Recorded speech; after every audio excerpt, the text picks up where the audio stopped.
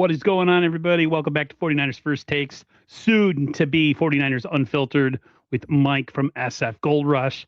Here to talk about some pressing offseason topics that are sure to get everybody's panties in a crunch, including ours. Um, so if you guys have been like living on another planet the last couple of days, don't worry. We'll update you on all the fun and incredible storylines that are going on in 49ers offseason. Mike, you know, me and you, we get called out for being negative and all that other stuff. And like even we were positive at first when we thought about the offseason. We thought about the end of the season press conference, and it seemed like things could change and things were going to go in a different direction this offseason, and we were going to be active in free agency, and we were excited. And then Matt Barrows pretty much throws cold water on all of that. John Lynch really doesn't deny or confirm it at the combine. So this offseason looks a lot like it's going to be like last offseason. Absolutely. It sucks because, like you said, I was starting to get excited a little bit, but then that little voice came in and said, no, no, no, no, no, not yet, because Matt Barrows came out with that report and pretty much said the Niners are not going to be very active in free agency or expect them to make many trades in the draft, or even trade for players because, limited draft picks. And that kind of sucks because the Niners have a lot of holes. They have, a lot of needs, and they're third place in our own division behind the Rams in Seattle. And they really need to add some firepower to this team to be able to compete just in the division alone. We're not even talking about the rest of the NFC, who's about to get a lot better as well. So, yeah, the party's over before it even began. A lot of people are saying, you don't know what's going to happen. Calm down. Teams don't show their hand before free agency begins. But I guess my whole thing is like Barrows and Mayoka are pretty connected to the team. Absolutely. And why would unless they're really trying to throw people off, smoke screen their asses, they would say, why would they kind of let that message go a little bit early? I think for us, we talked about this right before we started, is at the end of the year press conference, and I said this to Dre from Dre Area Sports, who does the Cover 3 podcast on Fridays, me and Sterling Bennett and Dre. He was giving me some scenarios in the DMs about like what we think we would see as far as like what the Niners receiving core could be next year. And he had a list like Demarcus Robinson, Debo, Mike Evans, and I forgot Ricky Pearsall. And I was like, no. Mike Evans. Right. Okay. And I go to him and I go, no. And he's like, I told him, I said, what's funny is said, you see the Mike Evans thing, but I told him, I said, every year we get the end of the year press conference, and then they always revert back to factory settings. Like all these things that we think they're going to do or that they kind of hint at they're going to do. You get to the combine and John Lynch is talking the same way. One of the worst ones was saying that he really likes our offensive line and that he's a huge fan of Jake Brendel. All things that we and you already discussed that we knew he was going to say. Did you not watch the past two games versus Seattle? How do you like the offensive line? Are you kidding me? Yeah. Come on. I don't what get he it. does? He loves Jake Brendel at the price. That's what he loves. He's a cheap player. He's not. He's a cheap center. So, of course, he loves Jake. He doesn't like the player. He likes the contract is what he likes. This is totally off topic, or maybe not. Do you feel like John Lynch is acting on his own the way he wants to run this offseason? Do you think Jed has any influence? And if he is running this thing on his own and he's doing it on his own accord, could this, I've been I attack a lot of things and I'm negative about a lot of stuff, but the one thing I've never touched is Kyle and John. I'm always like, I got nothing but respect for them. John, on the other hand, when you take into account all the missed draft picks for the last 4 to 5 years, last year, we can't really say that we don't know yet, but all those other drafts, and then you take into account, like, they haven't won the championship. They've been there, but they haven't won. And now we're probably going to go 2 straight off seasons without really adding anybody in free agency. And we're pretty much like, hey, we got to hit this whole draft. All 7 players or 8 players, we have to make every pick count. If this thing goes to crap, would you be okay if John Lynch was showing the door? Yeah. Number one, I don't know how much say he has in general anyway. I doubt he's working alone on this because number one, Jed would never allow him to have free reign and just give him an empty checkbook and say, "Go ahead, buddy, go fix this team and go get a Super Bowl." That's what Eddie D would do, but that's not what Jed York would do. And then on the other hand, I think you can get a pretty big takeaway that John is definitely not acting solo when they asked him about the hiring of Raheem Morris, and he said, "Oh, Kyle made that hire," right? So he's definitely not, running the show solo. I don't even know how much of a say he has or how much of an impact he has. I think Jed York tells him, "Hey, according to I think Larry and I think his name's Dieter." Dieter Kurtenbach, yeah. Yeah, Dieter. So they were on and they were talking about how, Jed usually sets a cap at about $300 million total per year that they're allowed to spend on contracts. And that's usually a pretty hard cap. Might be a little bit of wiggle room here and there, but usually it's around 300 million. And they have been very, very consistent about that. And even this coming up season, he pulled it up and he said they're pretty much right at almost 300 already. So I think that colludes with Matt Barrow's report of them not being very active, them not going after any splashy, free agents because they're pretty much already at their spending limit. And if they weren't, then John Lynch would have free range. We would have a Max Crosby here. We would have, all these big time players, but that's not going to happen. I'm not even of the mindset that you go and you get all the best free agents. You know what I mean? Like you blow your stack on like one guy. Yeah. I'd be okay with quantity over quality because we need depth. I'd be okay with I would be okay with one big move and then a bunch of like if say we brought in an edge rusher, we signed one big time player and it was an edge rusher. And then we brought in some rotational pieces along the defensive line, maybe a pass rushing defensive line in free agency or another wide receiver to add to the mix. Yeah. And then the rest of the players were like, mid, I call them mid free agents, but their depth that we didn't have any real depth last year. So once our top guys went down, it was pretty much, thank you, goodbye, see you next year. But it doesn't even feel like they're even going to do that. Like they are solely, my feeling is they are solely focused on this draft. Yes. Larry said they need something like 12 to 14 new players on this team. Like they need, but like impact, like people that can actually impact the team, not just bodies, right? Like that's how deficient they are in talent. One thing that really pissed me off is you read like the quotes and it's always about like, we want to bring back guys. Guys are coming back healthy. We kind of want to bring back the core. And it's like, when is the feeling of this core aging out to where you have to start looking to the future? Why not look to the future? Why are you so dead set on trying to wring out as much as you can of this lemon? Do you know why, Aaron? Do you know why? Because they can't draft and replace them. Yeah. That's why. That's the sole reason. If they were hitting in the draft, just at even an average percentage, 2 players a year. They wouldn't have to be looking to like, hey, let's bring someone back, the old guys, because we don't know how to fucking draft. So they can't replace these guys. They don't know how. They don't have a personnel guy in the building that can draft players to replace. Yeah, they don't have somebody that identifies like I've been cool with John Lynch being the guy for, I would say, up until about the 2024 season. And then I started really kind of be like, man, and this is not working, man. And then we had last year's draft, and it was like, okay, we might have gotten some depth pieces. We probably got a surefire starting slot corner for sure. Like that's a given.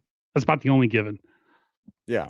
Man, he's missed so much, and it's like people are like, "Oh, what if they bring back Debo? What if they bring back Greenlaw?" And you're like, "No way! They're so old. They're crusty. Like, let's get younger." But you're right. It's like they're so bereft of like new stars because they've missed so much that like they're so like dead set on trying to run this thing back Yeah. again with Trent Williams, who's what is he about to be 38, right? And Mm-hmm. we'll talk about another another contract holdout for Trent Williams. And then you got Kittle, who's north of 30. You have Juszczyk, who's north of 30. You have McCaffrey, I think, who's about to be 30, around 30 years old. I mean, they've already showed last year that they're like a step or two slow when it comes to going against a team like Seattle and even a team like the Rams per se. And they say all the right things. They say all the, exciting stuff at the end of the year press conference.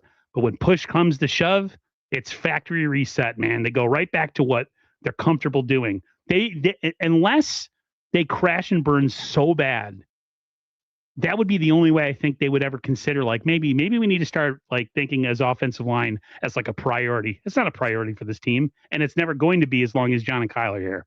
What would be the ultimate crash and burn? But they've already lost multiple quarterbacks. They've Another, lost I would say, a NFC losing season championship. with no playoffs They've had that. They've had with this core. when Jimmy broke his leg in 2020, right? Okay. Like they had major injuries at quarterback every single year. They lost the NFC championship, multiple NFC championship games because of the offensive line. They've lost Super Bowls because of the offensive line. So what now would make them change their mind that, oh, you know what? Offensive line is probably important when they've lost the biggest games of their lives because of it. And seasons have gone down the drain because of Both it. Super Bowls are blown up by bad offensive line play. And Yeah. Chris Jones was both times it was Chris Jones who ruined the Niners' chances of winning a championship. Yeah. And then, of course, the NFC Championship game. I mean, they have a really good defensive line. They made the Patriots look pretty mortal too. So, I mean, there's part of it, but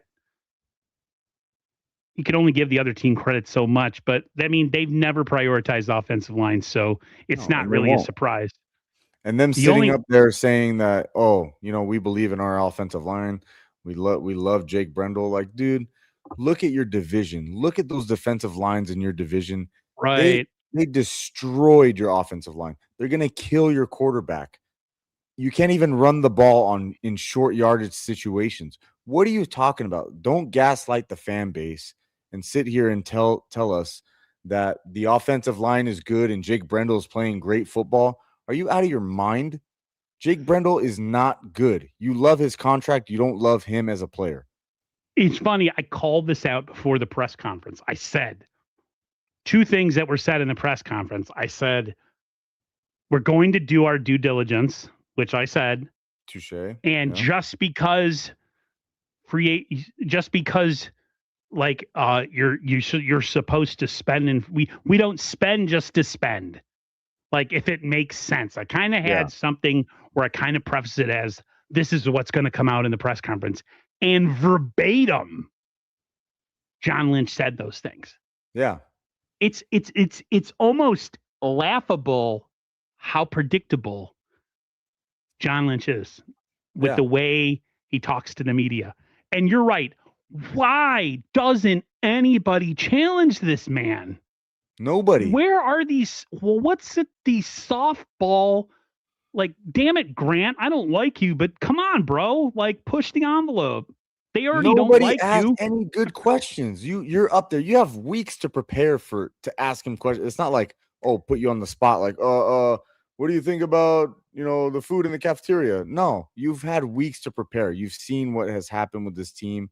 You saw how Seattle went in and won a Super Bowl and blew you away. What changes are you going to make in the draft because you've missed so many draft picks, John Lynch? What are you changing this year in particular? Are you sticking with the same strategy? Do you believe the way that you guys evaluate players is acceptable? Because you've had misses, examples A, B, C, D, and E. What's up with the training staff?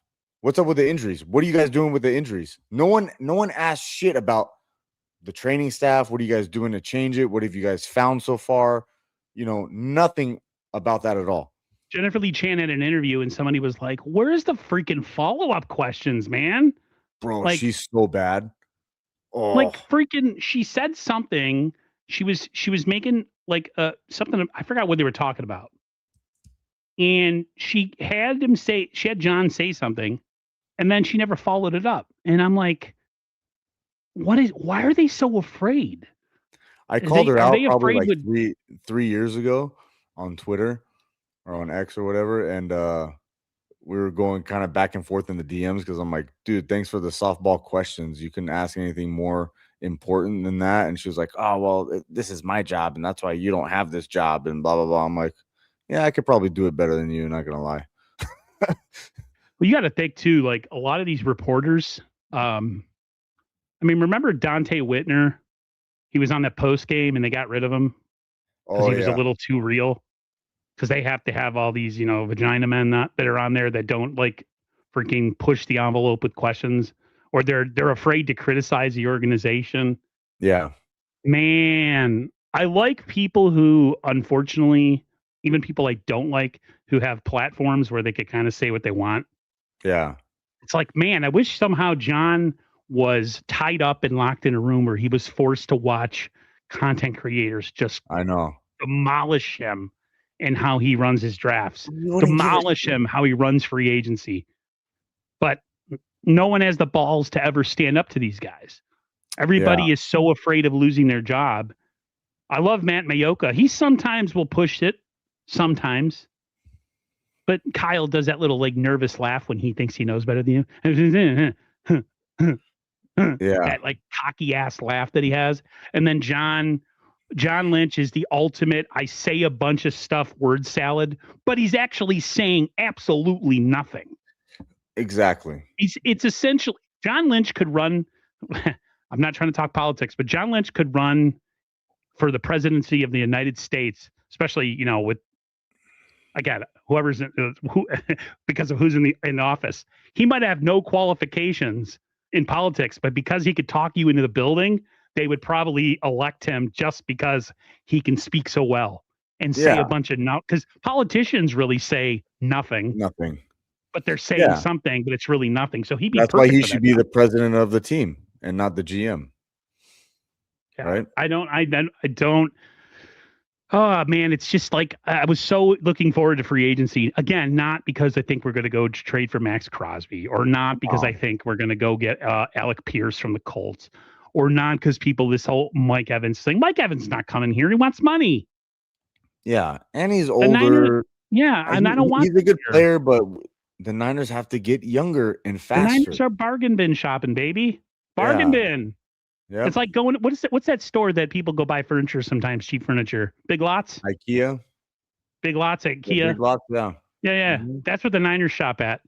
And everyone's like, well, the Niners have one of the biggest payrolls. Yeah, for all their own players, but they don't actually go outside and sign anybody. Yeah. At least the only thing the Niners do well, and maybe too well, is they do, for the most part, try to retain their own talent. There's a lot of teams that don't do that, like the Patriots didn't used to. A lot of other teams will just let their talent go and not resign them. Dolphins is a known franchise that doesn't seem to want to pay people. Niners do that. The problem is with the Niners is they give out such awful contracts, and it's always to guys that get hurt a lot or old or whatever. Like let's go to the Trent Williams situation. So Trent Williams, is this like the third offseason that he's wanted a contract restructure, or second in a row? And the Niners never expected this to happen. And of course, the Niners are always caught with their pants down all the time. They never know it's coming, ever. And so they're in this situation. I'm gonna circle back to Trent in a minute.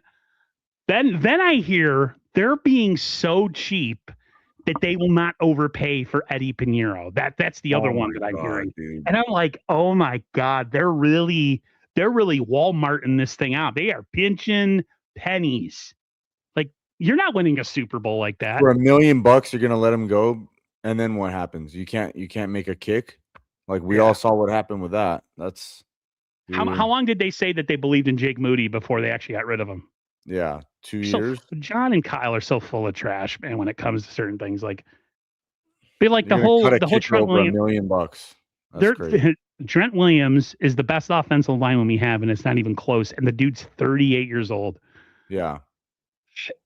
To me, I think he should be year to year. Extending him would be a stupid mistake. The fact that they even have to worry about paying him right now is just asinine. Yeah. But they put themselves in this position because 100%. they've had how many years to draft a successor? Exactly. And they This haven't. is all their fault. I don't blame Trent Williams 1 second. Nope. At all. I don't either. He's done this to them every single time his contract has been close to being up. He's held out, right? What is this, the third time? I think it's the third time he's done this. Yeah. So, like, they didn't see this coming. And like you said, they didn't even try to draft his successor to even have a negotiating chip with him. Like, hey, Trent, sorry, bro. We have this guy in the wings. Like, he's pretty good. If you got to go, we understand, but they don't have any. So he's like, I'm not gonna sit here and not negotiate with you guys. Like, he holds all the chips. What are they gonna do? He has all the leverage. All of it. Well, we're like, he doesn't have any leverage. I'm like, what do you mean he doesn't have any leverage? He's the best guy they got. To trade him. Like, he'll definitely force the 49ers to trade him. For sure. Fire everybody, says Lynch sees Austin Pleasants as their apparent to left tackle. You know what? You're probably right. I wouldn't say fire everybody, bro. But Lynch is on my hot seat. If they go the way of being cheap and they go the way of being penny pinchers this year, and they biff the draft, he has to go. He has to leave. He must go. Yeah. Now, if they slam this draft, then I'll shut up for a year. You know what I mean? If you can somehow find a future, I don't know, tight end or another really good edge rusher or a safety, you know what I mean? Like a player that is an impact player day one, I'll be quiet. Here's my question to you. Do you feel that the Niners, last year they definitely weren't. Do you have a feeling that the Niners this year are not all in this year, and that their expectation is to not win the Super Bowl? I kind of feel like the expectations this coming season, where we thought it was going to go, we were all talking about, it only takes a good draft and a couple free agents to kind of turn this thing around really quickly. We all said that, but based on the rhetoric and based on the no talk that John Lynch did at the combine, and how they're not really going to change anything, and how they're going to try to bring back the most amount of guys that are core players, and they're not going to change their drafting of offensive line and all that. Nothing's changing. I look at this coming season as another, like, if we outperform our roster, great. If we don't, we weren't expected to. Yeah. I don't see us as a real threat in the NFC. No. And the thing that makes me mad about that is, like, number one, if you were going to throw away a season last year, then just do it all the way. It's like they're kind of like half-assing it, right? We're like, are you going to drag this out to like multiple seasons where we're kind of half-assing a rebuild? You know what I mean? Like, if you're going to do it, you're going to throw away the season anyway, just rip off the Band-Aid and let's get it over with and done. So that way we can be contenders again. But another thing that really like irks me about this is they have no competitive fire after what Seattle just did. Like, embarrassed them. Like, they embarrassed you. They won in your own stadium, your own division rival, and now your other division rival, the Rams, have a chance to do it in their own home stadium, and you're just going to let these opportunities slip through your fingers. And there's no way, even if you're just a little bit competitive, you're going to be like, dude, this cannot happen. We got to get back. You know what I mean? We got to get back now. Like, enough is enough. So Mick Mala said, it's just talk. Isn't going to give, they're not going to give the game plan, stop the doom and gloom. Bro, what have they done in the last 4 to 5 drafts that gives you the comfort to say that? Like, where is our future stars? Where is the future? We got an aging core. Don't worry, they're going to draft like 10 starters this draft. Don't worry. baller I mean, starter. there was talk. Mayoka said something the other day that I thought was key. The next 2 years are going to be crucial to how they advance this roster with guys aging out. He made a comment about some people might be out the door. First person I think of that could be out the door, of course, is Trent Williams, right? Another person that could be out the door, I hate to say this, in the next 2 years is Christian McCaffrey. Maybe not this year, maybe not 2027, but 2028, he's good. They're getting to a point now where they because they haven't hit in the draft for so long, like I said, they're trying to wring this lemon out so much of this old geriatric core that's broken down and injured because they have no succession plan. Yep. Where's your succession plan? What is it? I don't want you to spend all your money in free agency just to spend money. It's not what I'm saying. Exactly. Yeah. But if you have holes to fill in your roster that you don't think you're going to be able to fill in the draft, go fill them. Don't fill them with Luke Farrell for $10 million. That's insane. That's what are you going to do? What are they going to do? Try to sell us on a special teams free agency again this year? They're going to try to sell us on that again. Is that what they're going to do? Like they could have gotten players that, for a reasonable price that they just chose not to, or like decent draft picks, like Brian Burns, for instance, right? When he was up in for that trade, they could have matched that trade. They could have got Daniel Hunter. It wasn't that much more, but they were pinching pennies. But yet they'll spend all this money on Luke Farrell. Make it make sense. I don't understand. 49ers Throwback says the Chiefs GM talked about they need to get explosive and improve the run game. Philly's GM talked about the offense being better through wide receiver and O-line. And then there's us, who is we'll just stand pat. We don't need O-line. Nothing. We don't need O-line. We're happy with our O-line. Yeah. We love Jake Brendel. We love him. He's the best. And don't worry, guys. Our draft, one of our biggest holes on the team is defensive line. But last year, we so happened to spend 3 high draft picks on defensive line. But it's still a need. So we're going right back at it. Right back at it. Got to triple down on defensive line. Keep whiffing. I've never seen one team waste so much capital on defensive line and get shit out of it. Oops. Get nothing. Get absolutely nothing out of it. How is that our number one need still? Drake Jackson. And we spent 3 draft picks, Aaron. 3 draft picks, high draft picks on that position last year. And it's still a top need. Neither of those guys are stars. I think they're good depth pieces. Absolutely not. They are not stars. The only star, like you said, was Upton Stout. That's the only one who showed flashes of like Pro Bowl potential, that aggressiveness, that nastiness. We drafted them to stop the run. We can't stop the run. Upton Stout made more positive plays at the end of the season than negative. Yeah. During the season, it was kind of 50-50. Like for every good play, he would do something dumb or get beat. Late in the season, it was like everybody else was just sucking. And Upton Stout would just do something and you'd be like, wow, he's really standing out because like nobody else, we're so decimated. So like there's that. But that's sad. Like one guy in your whole draft class.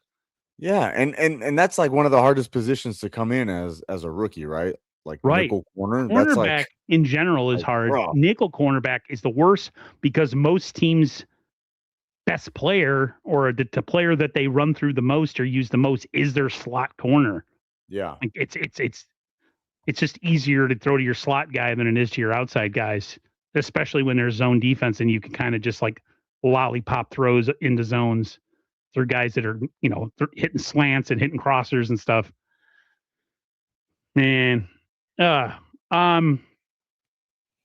see what can we get to. Let's talk about some player news, like players that could. I'll read some players off to you.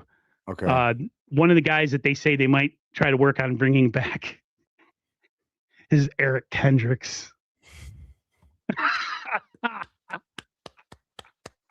Please do. What a Eric Kendricks. tandem. Wow.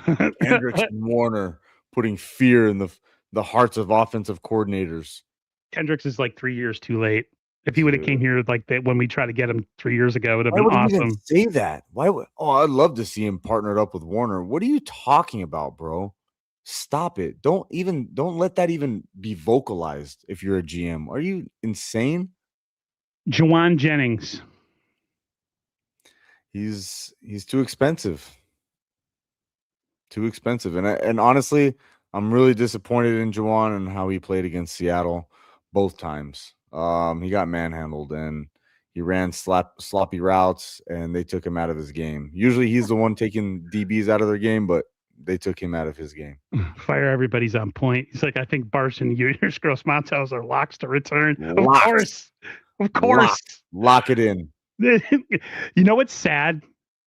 Fire everybody. That's not far off. That's the sad part. He's 100% right. You might be joking or being facetious, but that's literally how they think. Yes. That is just so ridiculous. He said that. He's like, I'm going to make everybody laugh. They might actually do that. So, again, you guys know who Dre is. He does Dre Area Sports. He does the show on Friday with me and Sterling. He sent me in the DM chat, he sent me like what the Niners receiving core could look like. And he was like, I think I've already said this at the beginning of the stream. So it was like Ricky Pearsall, Mike Evans, Demarcus Robinson, and Deebo Samuel, right? And I'm like, no, I don't want that. And I was like, and then I said, they do one thing in the end of the year press conference and then they revert back. And he responded with, I know, I don't want this either, but it looks like something the Niners can and probably will do. And I'm like, you're totally right. You're totally right. Yeah. We joke about it and we don't want it to happen. But at the end of the day, your ESPN timeline is going to read, Yurgis Gross Matos signs a 2-year deal to stay with the San Francisco 49ers. And you know what John Lynch is going to say, right? Oh, man, with a healthy Nick Bosa. And, here we go. Michael Williams and Huff and Yatir Gross Matos and Collins, I think we really have a really, really good group right there. Like, he probably thinks that Samo is on the cusp becoming a great pass rusher. Yeah. Talking about Keon White yesterday. Get the hell out of here with that trash. God, dude. Keon White, really? Okay. Eddie Pinheiro, we talked about this earlier. Niners are getting cheap. Probably won't bring back Pinheiro if they have a number set at about $4 million. I think he wants like $5.5 million. Niners aren't willing to spend more than $4 million. So there's a good chance Eddie Pinheiro might leave the 49ers this year. Yeah, especially if I think Brandon Aubrey might reset the market. Isn't he asking for like $10 million?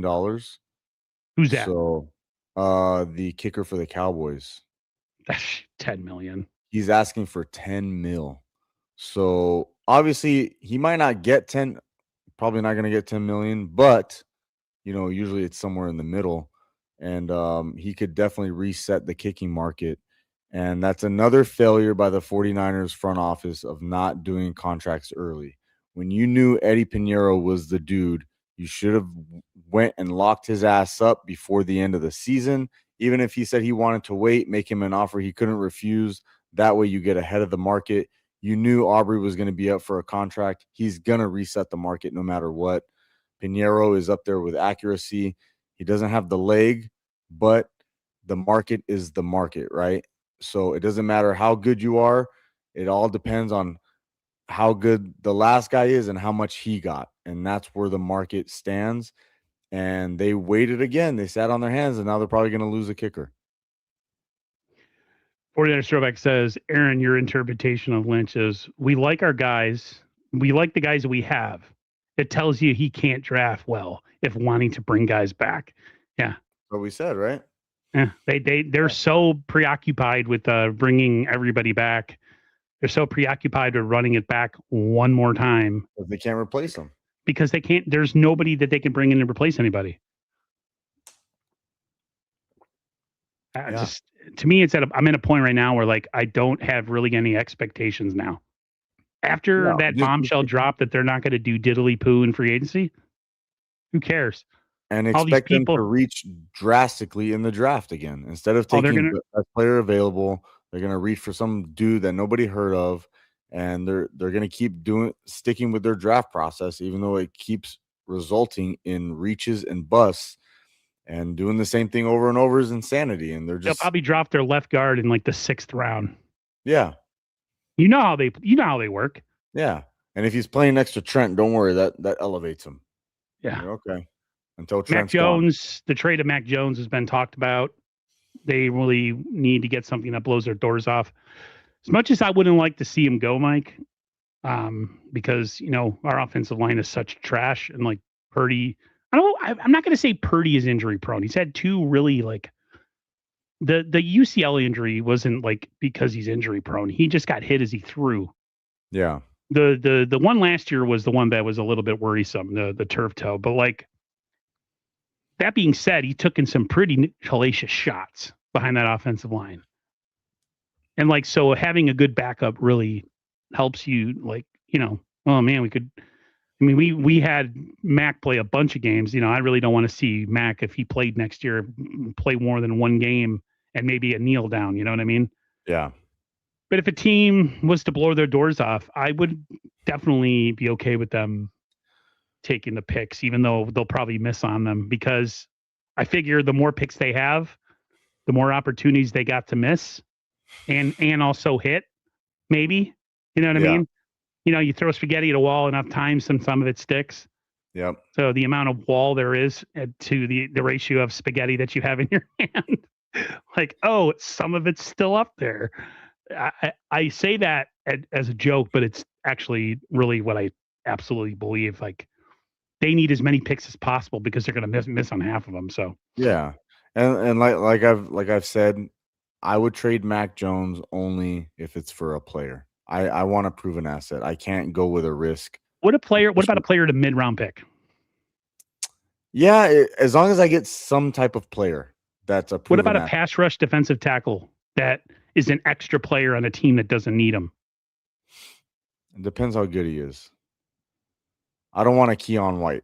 I'm not getting a Keon White or like a, you want a guy that has a little bit of production.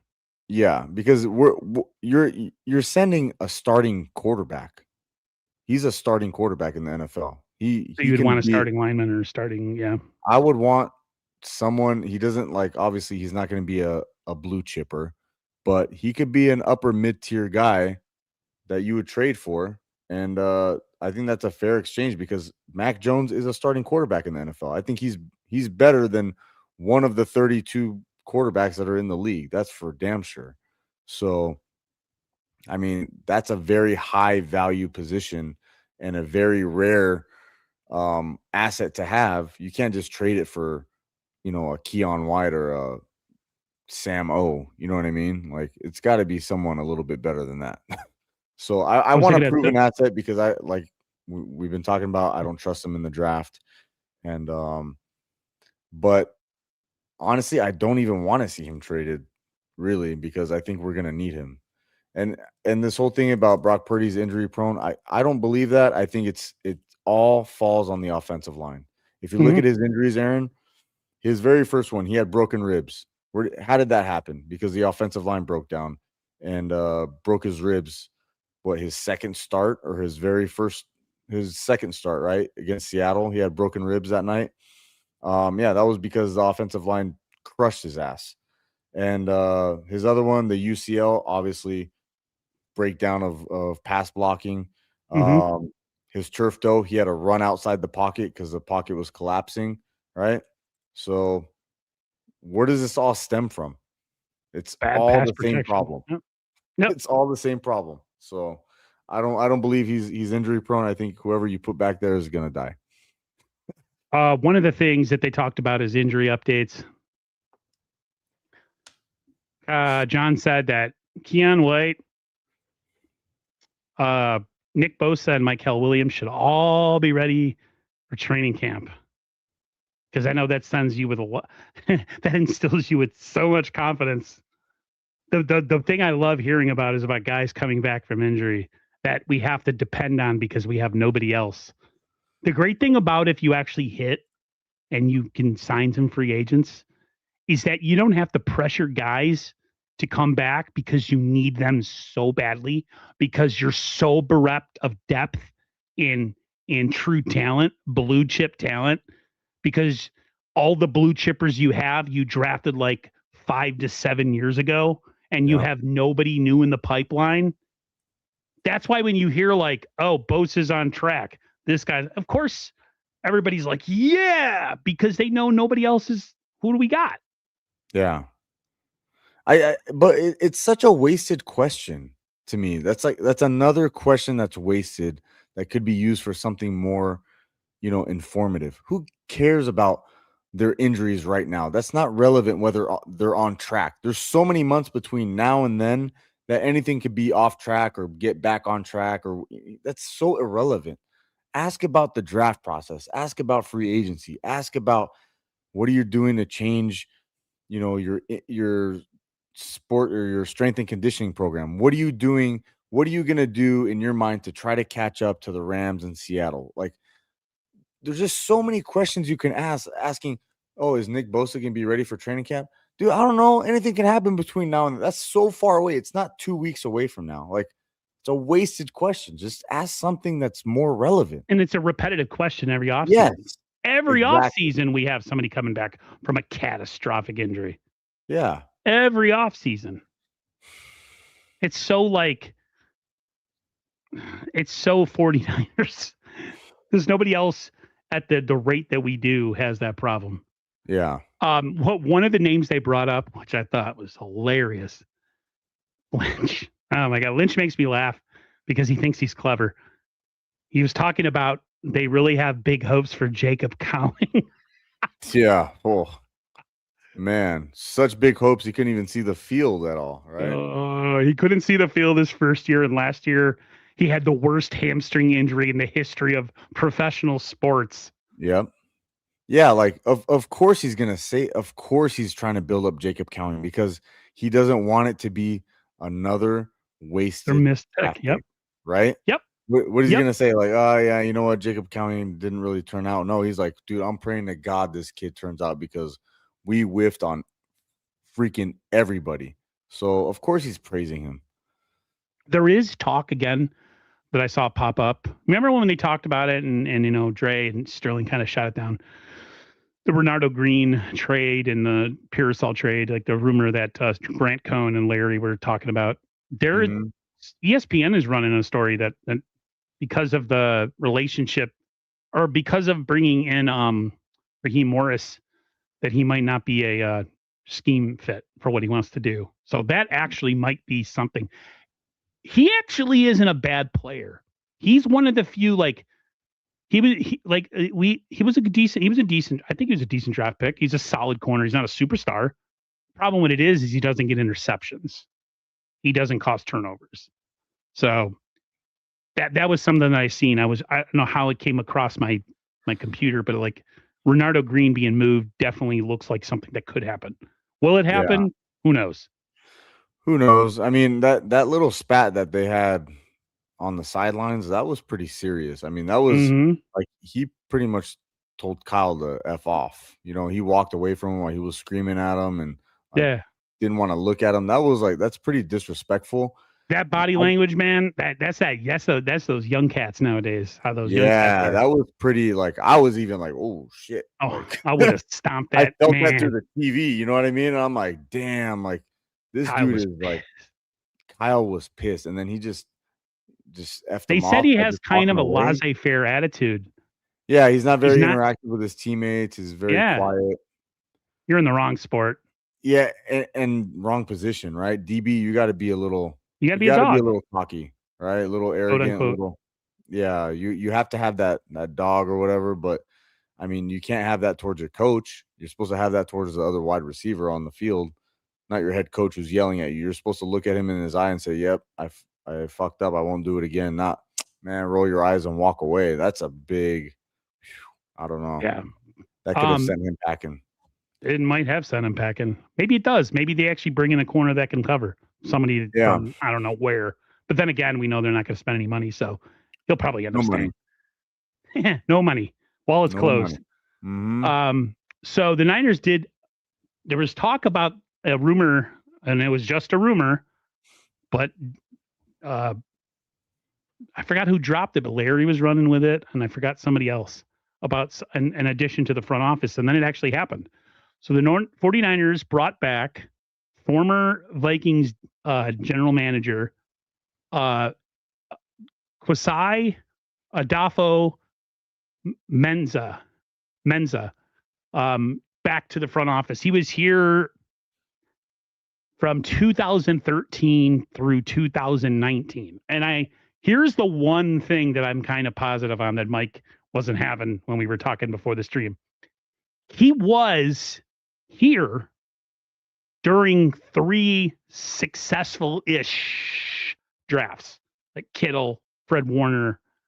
Dre Greenlaw was drafted in 2019, I think. Yeah, I'm trying to think of. There's probably more players that I'm missing, but he was here technically.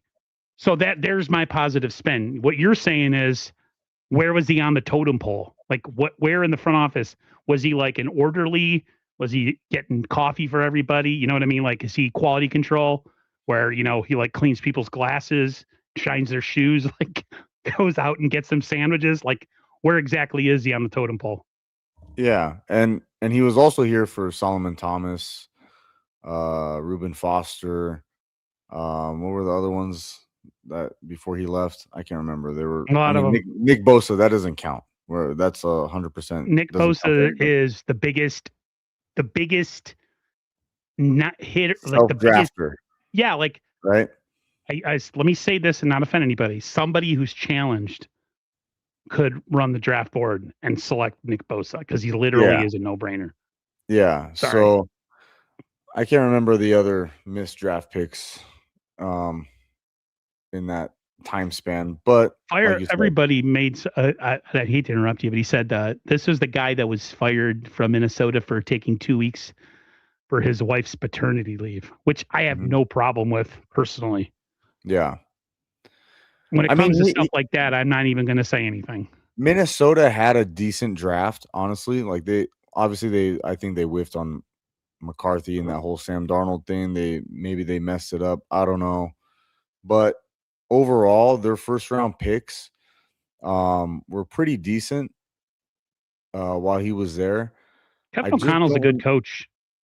Yeah, and that could have been the coach over there. I don't know, because the first round picks here who was the first round pick when Kittle was drafted in those years when you said that he was here for the good draft. Who was the first round pick in 2017? That would have been Solomon Thomas.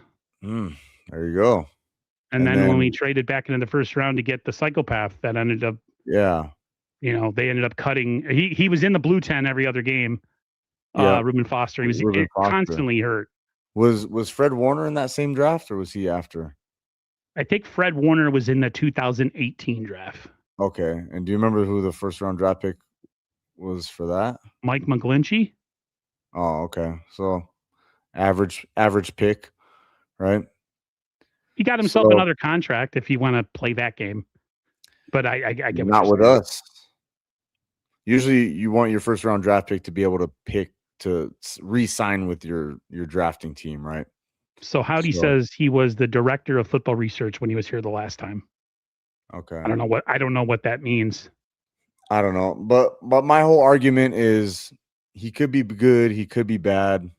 I just wanted them to have fresh eyes. When you're unsuccessful in the draft for so many years, I don't want you to bring in a set of eyes that you're used to or agrees with you or has the same philosophy as you. I want you to bring in a new set of eyes. No yes man.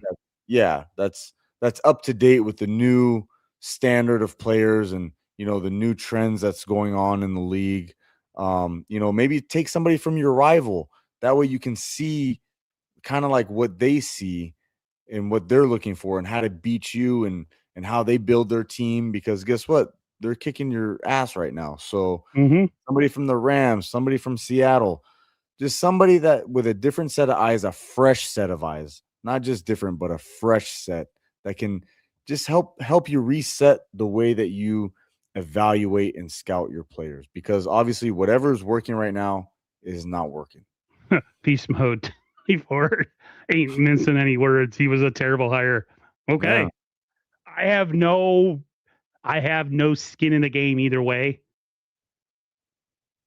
I just don't think it's good because it's more of the same.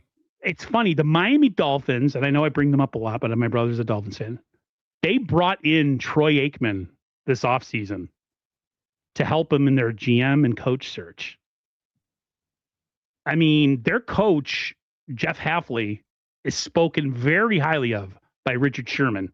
And Richard Sherman, to me, is a future Hall of Famer. So I take what Richard Sherman says as a sermon, like as truth. And then say what you want about the Packers maybe not achieving, but they have some talent in Green Bay. Yep. So I think so far, taking somebody who was a player who cared a lot about winning. I mean, all you have to do is look at those videos the couple years after they started to not win Super Bowls anymore, and he's talking about the coach not like holding anybody accountable, and he's flipping out on the sideline. Troy Aikman was that guy, right? He cared. He's not part of the Dolphins organization. He came in as an outsider with no skin in the game, so to speak. And now they have a GM and a coach on the same page from a previous organization who have a similar mindset, right? That works when you're bringing somebody in at the beginning. When you've been around a while, bringing somebody in who hasn't been part of your building that maybe has been successful with another franchise, and maybe they just have an oversaturation of a lot of good front office guys, and he was just kind of like the guy that fell out of favor because of just maybe a newer hire or somebody younger or whatever. But to bring in somebody that was already here, that's already part of like the regime, the previous regime, who doesn't offer anything but a nodding and an approval of, yes, you made the right choice. Yes, Mr. Lynch. Yes, Mr. Shanahan. It's like, whatever. Yeah. I was just trying to look at it from a positive. That's why I'm disappointed. Are you? No, I have I have skin in the game emotionally. Feast mode. I have skin in the game emotionally. That's why I'm just disappointed. It's just because I wanted somebody fresh to come in with, a new look on how they do stuff. And it just seems like it's going to be more of the same. Yep, it does. I've been wanting to be really hopeful and very positive about how I'm thinking about things. But I just, when you look at the way things are. Your dreams, huh, Aaron? I just crushed them. It's the whole situation with just like finding out that they're just going to sit on their hands in free agency. Yeah. Everybody's trying to tell me that I'm making a big deal out of it and that they're lying and that I don't know what I'm talking about and have faith. And I'm just like, I don't know, man. Barrows is a pretty trusted source. He's one of those. He knows. They put it out there on purpose. He's a 49ers peon. They're trying to get the fan base ready. I think that was 100% on purpose. They're telling fans every fantasy booking or fantasy, they call that in wrestling, they call it fantasy bookings, like a fight that you want to see that'll never happen. Yeah. Every fantasy signing, every fantasy draft pick, every fantasy trade that you guys keep throwing up, none of it's going to happen. Yeah. None of it's going to happen. You're getting us ready. Mike Evans isn't coming here. Crosby isn't coming here. Alec Pierce from the Colts isn't coming here. Lindenbaum, the center, or what everybody wants, he's not coming here. So just get ready. Yep. None of it's going to happen. Will they make maybe some mid signings? When I say mid, I mean like bottom of the barrel, like guys you never heard of. Those are the guys we'll sign. And John Lynch will try to tell you, like, they fit our system. And it's just like, here we go. Yep. But I've been a fan of this team 36 years, and I'm being told something that I do not believe, but I have to believe him because he's the GM, and I don't believe him. So, yep. I don't know, man. We are turning into the Cowboy fan base pretty well. We haven't won a championship in 31 years? 31. They haven't won one in 32. Yeah, we're pretty close. Other way Terrible. around. They won one sooner, so I think they're 30. Oh, They're that's right. So 30. they're They're 30. 30. We're 31. Yep. It's been 30 years since Dallas won, and it's been 31 since we've won. Just think about that. But Jed's okay, though, because he makes a ton of money. Yep. And we have a soccer team. Soccer. Love it. All Somebody right. was trying to tell, like, with all the money, I was telling my brother, I said, the Niners are swimming in capital right now. They had the Super Bowl in town. They had somebody come in here who invested in the team that has partnership. You know, the Super Bowl was here. They have, you know, concerts coming, all this other stuff that's been here and is coming here, and all this. They're one of the richest franchises in the National Football League, but yet they spend like, you know, and people say, well, they've spent a lot. They're one of the highest spending teams. Yeah, on their own players. Yeah. On their own players.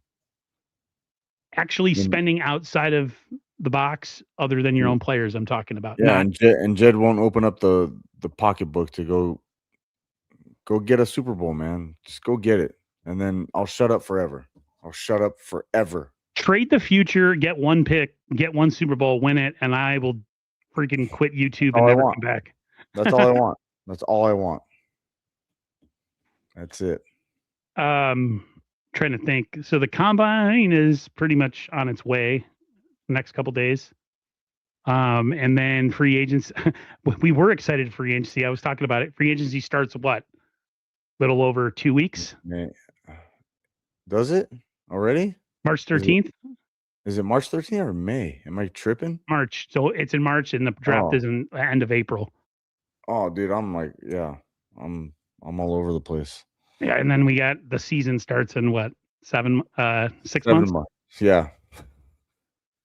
Yeah. Exciting times. Here we go. Can't wait to run it back with the same guys. Yeah. All right, everybody. We're gonna get out of here. 11. What does that mean? Aaron 11, John Lynch 2. Wait, what? What's everybody talking about? I don't know. I'm lost. No idea. I am totally fried. Me and Mike have been waiting to come on here and just bitch and complain about the 49ers. Yeah, we had to vent a little bit. Maybe they'll surprise us and go sign some players. But I don't think so. Give us something to talk about. Yeah, like if they went and got Max Crosby, to talk about in a couple weeks. Like if they went and traded for Max Crosby and surprised everybody, I might shut up till the draft. Yeah. But if that's not going to happen, so everybody can just relax. Yep. The guy on the right looks like Daniel Jones. They say you look like Daniel Jones. I get Dustin Poirier a lot for some reason too. I don't know why. I don't see it, but every time I go on TikTok, it's like nonstop my feed. I'm like, I get the Max Crosby trash all the time. Like, I didn't know he was a 49er. I'm like, I don't even look like this dude. I'm like older than him by like 15, 16 years. Like, yeah. I saw a picture of him coming out of college where he bleached all his hair and stuff. He looked awful. Yeah. I don't usually, say go ginger because like being a redhead, you get picked on. But I must say for him being a redhead, he looks way better than having his hair bleached. So, but funny. We're going to get out of here, guys. If anything crazy happens in the next week or so, as we get closer to free agency, we'll probably be back. If any news drops, we'll probably have a show sooner.